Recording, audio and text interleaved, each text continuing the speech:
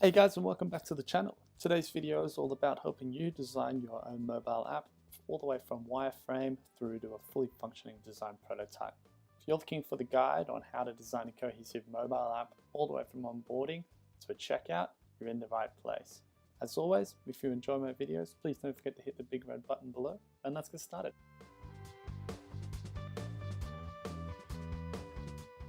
So the first thing I want to do here is take you through a quick little wireframe of the design that we have in mind here today. So we have a total of 16 screens.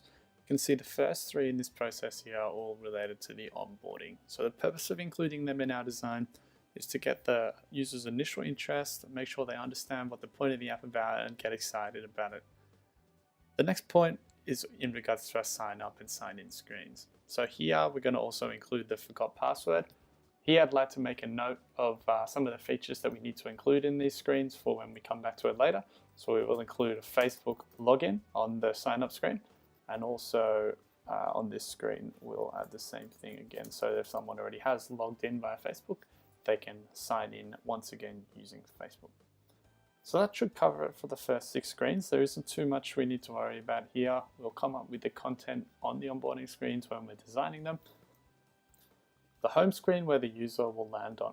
Now this will be the page that we would assume a company would use to promote their sales items and the likes. So I'm going to make a note here in regards to that. That's something that we're going to be wanting to push there. The next piece of the puzzle that's going to be involved here will be sort of a category page. Now that category page will contain all the items that relate to one category.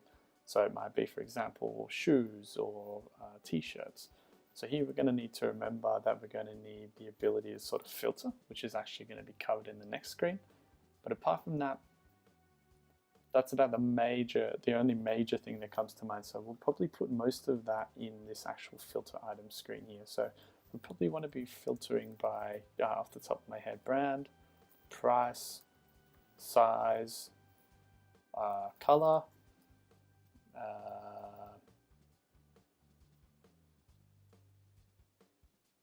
and we might also want to add in a sort. So I'll add the sort in as well, and we'll leave that at it. In regards to the individual items page, what we're going to want to see here, it's important to the user. It's going to be the price, obviously.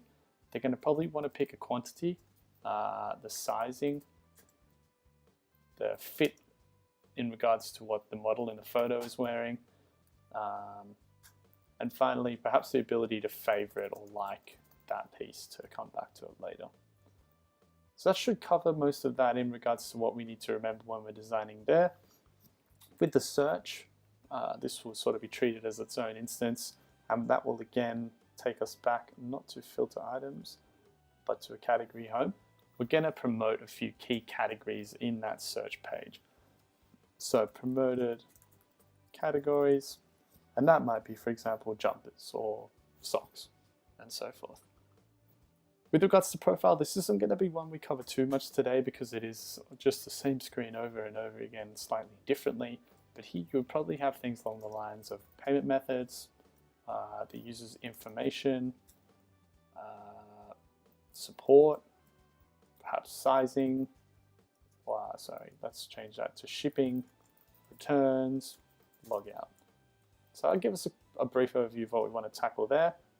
In regards to the bag, we're going to want to be able to quickly see all the saved items, the total price, the quantity, the size of each item that is. And we'll probably just leave that like as is for now. In regards to the checkout, I've broken it up into 2 pieces because we do have a lot of information that we'll need to ask, and it will clutter the screen if we put it on one. So the first one, we'll probably look at an address, so the delivery location, the shipping type, and then on checkout 2, we'll probably look at payment details, and then a confirmation sort of price. And that checkout success will just be a generic page. There's no need for us to remember anything too in-depth there. So I think taking this time out to run through this process before we get started on anything is a great way to make sure that we're keeping what the user needs in mind instead of just designing and throwing in what we think will be good as we go. So we're going to use this now as the basis moving forward for the rest of our app design.